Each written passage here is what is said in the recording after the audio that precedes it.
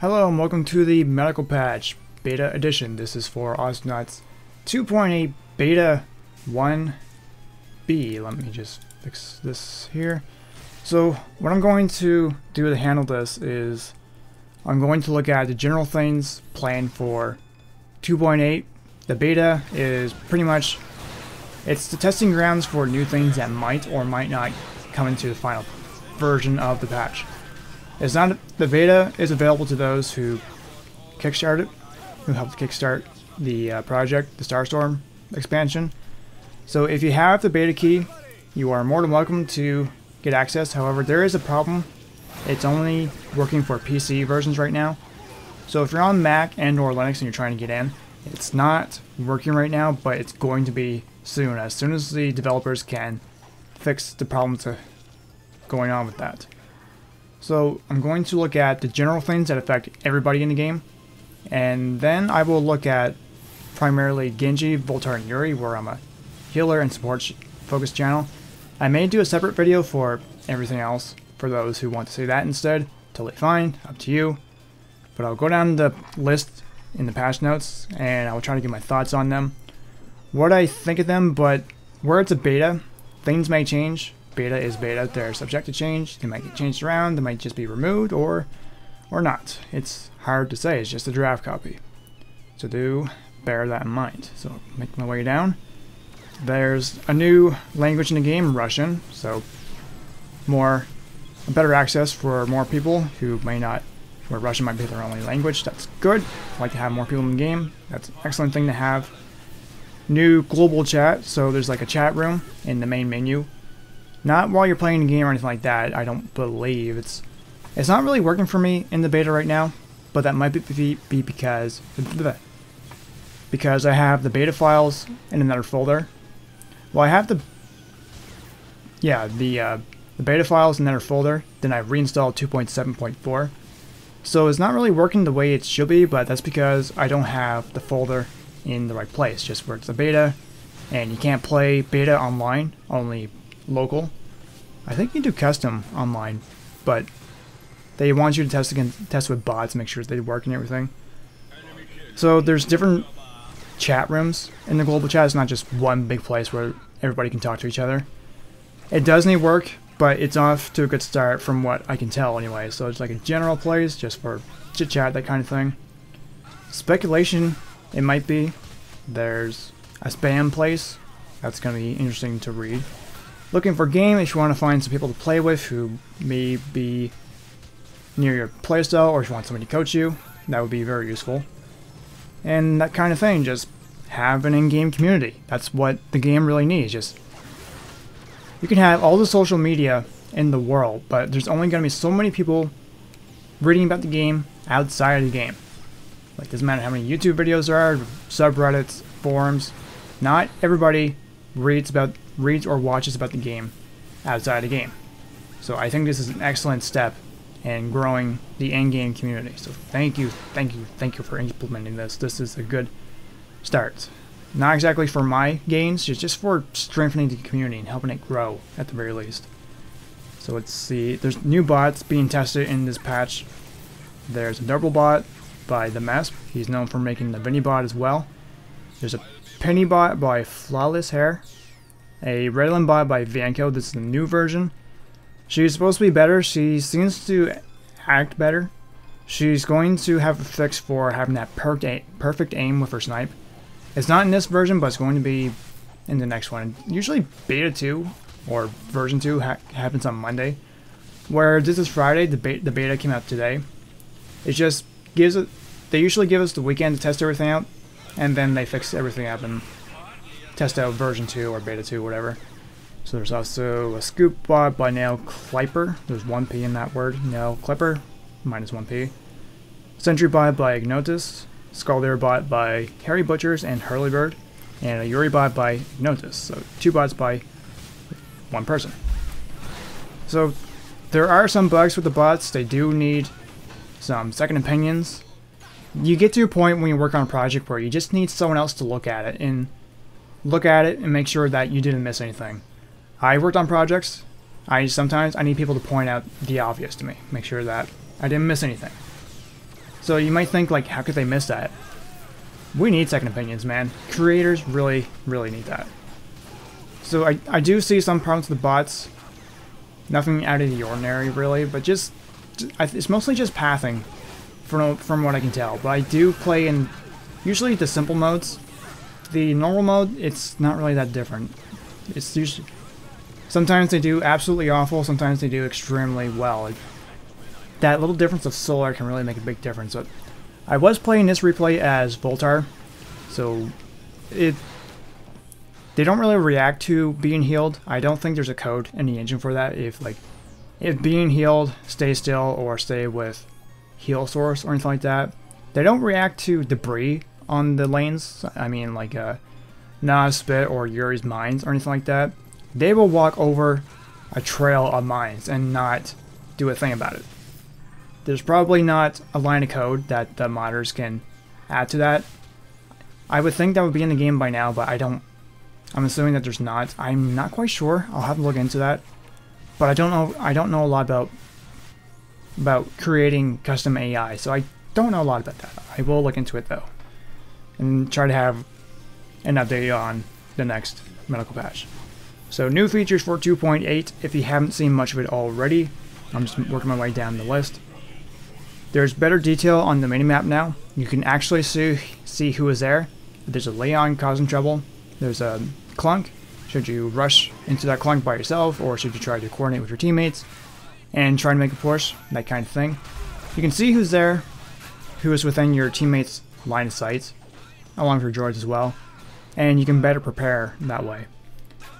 Help bar and name are now hidden from enemy players in hide areas, so in bushes or just hidden spots in a Gwelon or Ribbit 4, the bar and name will be hidden, so it's less obvious. If you have a sharp eye, you will be able to tell that in previous versions, but it's just to make it more of a hiding spot, that kind of thing. There's a timer on the scoreboard when you press tab on the PC version anyway.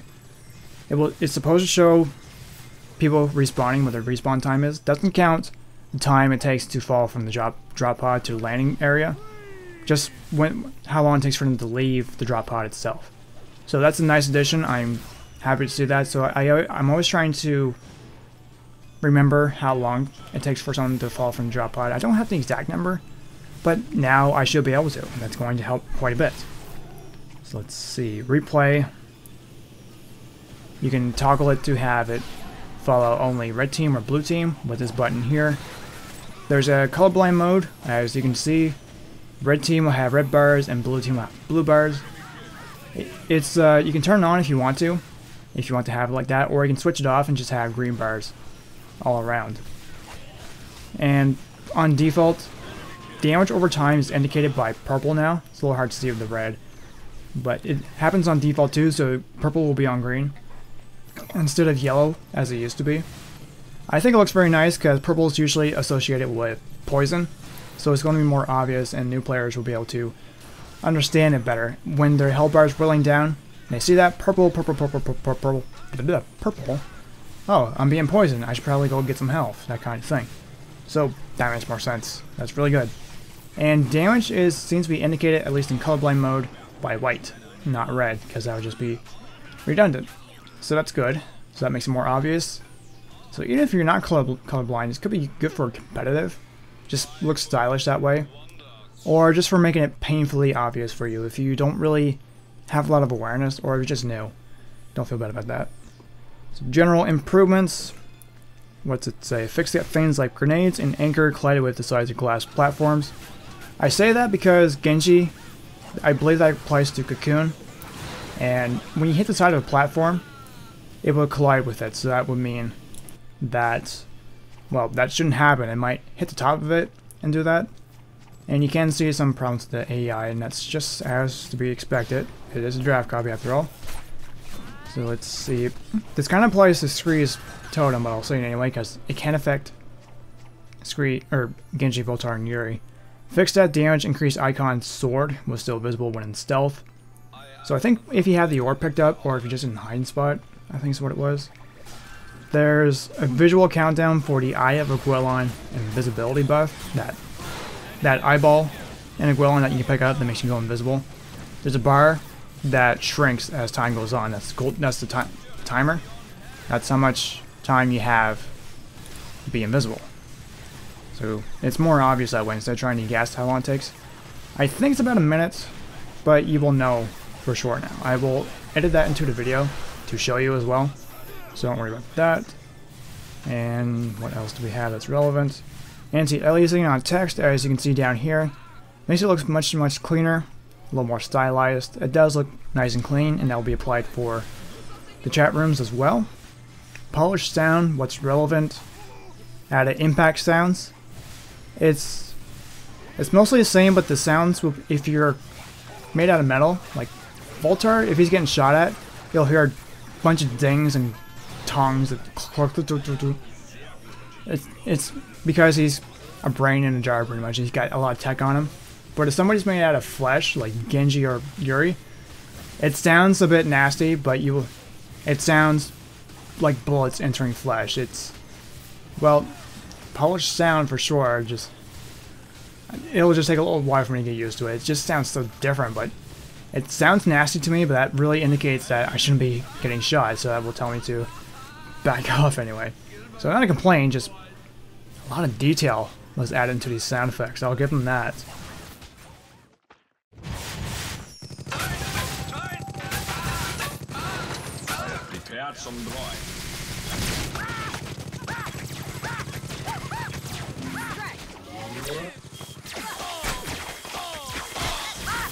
Super, you have killed an enemy.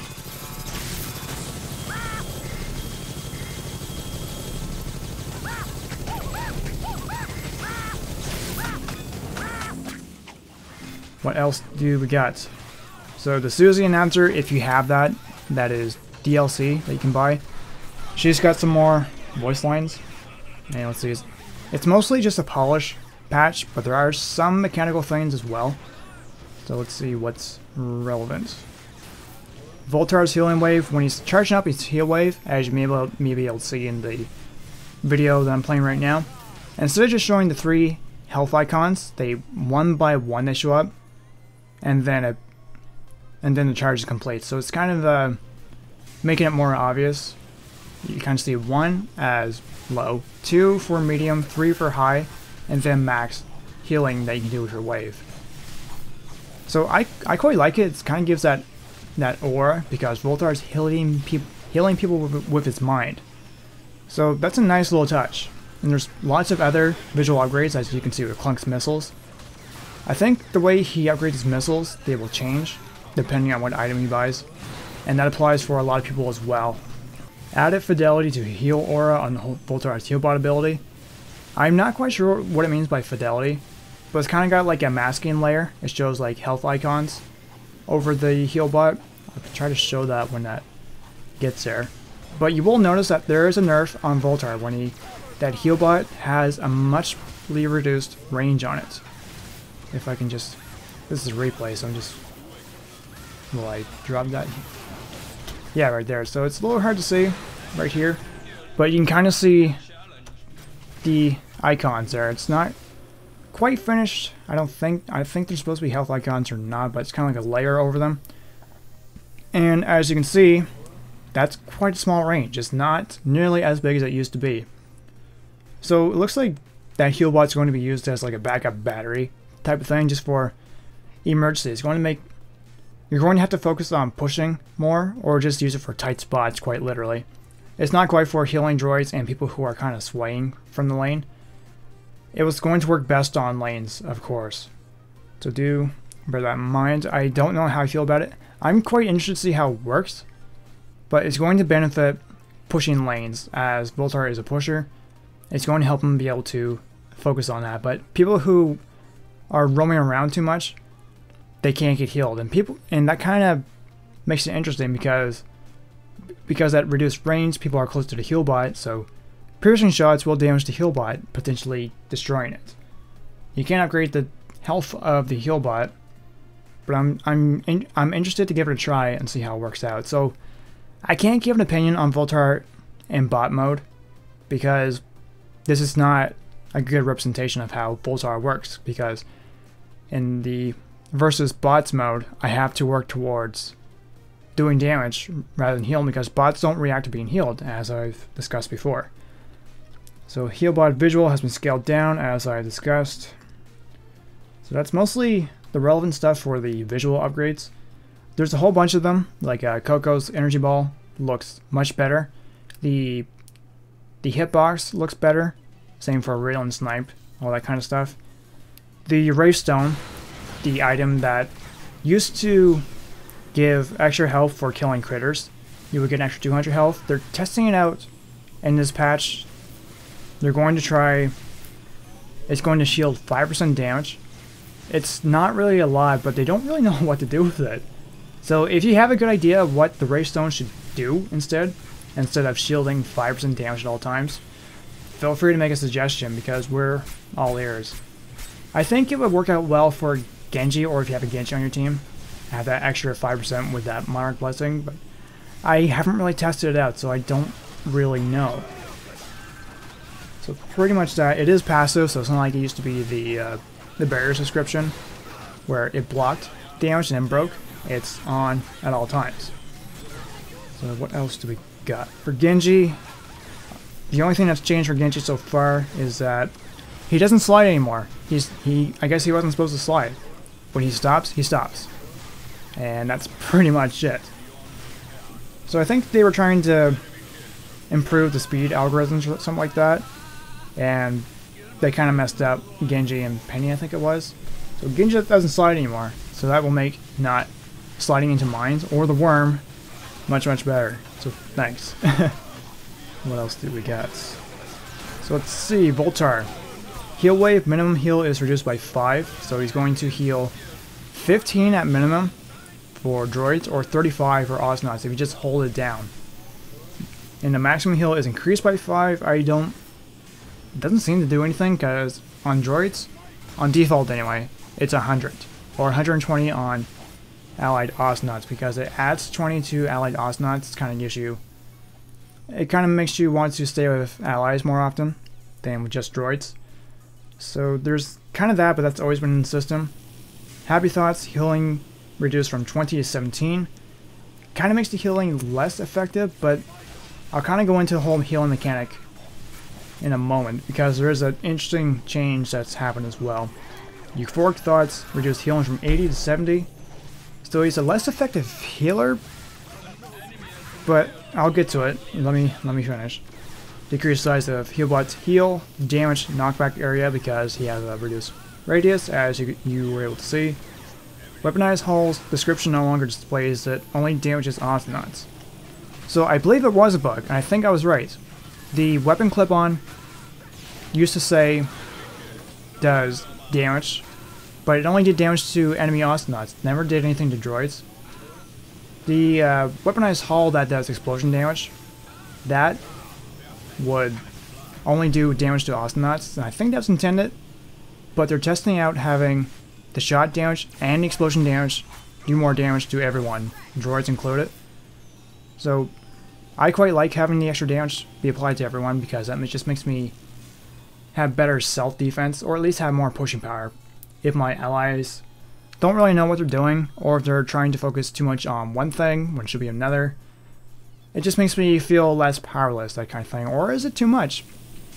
There are times where I can't really do a whole lot because my allies keep dying, or they keep, new players charging into a group of people, that kind of thing. But hopefully that stays. If it doesn't, I can just use other items, but whatever, right? Because you can still use them on enemy Oceanauts at the very least. But it's nice that they work on droids for the time being anyway. So the thing about Voltar's heal wave, oh, you can't see right here. But the way it's working now, when you get paid per solar, is not to 1.5% as it is in 2.7.4. What it is now is that each person you heal, you get paid 1 piece of solar. So it doesn't matter if you heal 20 or 100. It only gives you 1 solar per piece of 1 solar per target. So if you heal 2 droids for either 15 health or 150 health, you get paid a solar each. The Dreams of Greed is going to give you an extra piece of solar, so 2 per target. So if you got 2 droids in front of you, and they got damaged, it will each give you 2 health, 2 solar per piece.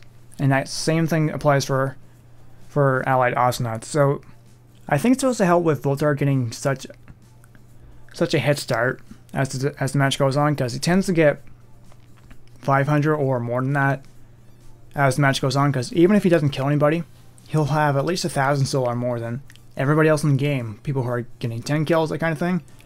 He can still stay ahead, so I think it's trying to limit his abilities quite more. And healers tend to be quite squishy, so I don't really have a problem with all this, to be honest.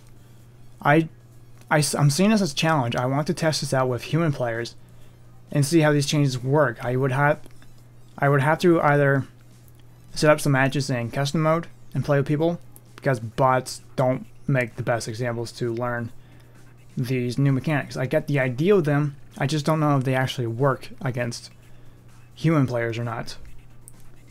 So that's the way it is. So it doesn't matter if it's like you don't get 1 solar or 2 or 3 or 4. Like, no matter how much you heal, it's either 1 solar or 2 solar if you bought Dreams of Greed. Pretty much that. There's no changes to Yuri right now, so there's really nothing to talk about him. Just the Ray Stone, it's really all that, along with all the other general things. So hopefully I was able to explain things fairly well. If there's things that are better off being shown than explained, then I'll try to edit that into the video if possible. If there's a new beta that comes out, I will try to do a patch notes on that. If I have time, if the beta doesn't get updated too soon, then I will try to cover all the other characters as well in the patch notes. So hopefully that was of use to you. Thanks very much for watching.